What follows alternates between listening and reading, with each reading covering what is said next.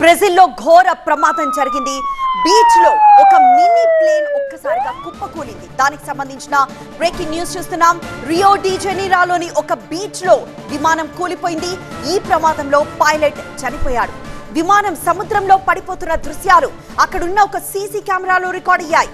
విమానంలో సముద్రంలో పడిపోయిన వెంటనే అక్కడున్న జనం భయపడ్డారు. బీచ్ నుండి బయటికి పరుగులు తీశారు. విమానం కూలిపోవడానికి కారణాలు ఏంటి అన్న దానిపై ఏవియేషన్ అధికారులు ఆరా తీస్తున్నారు.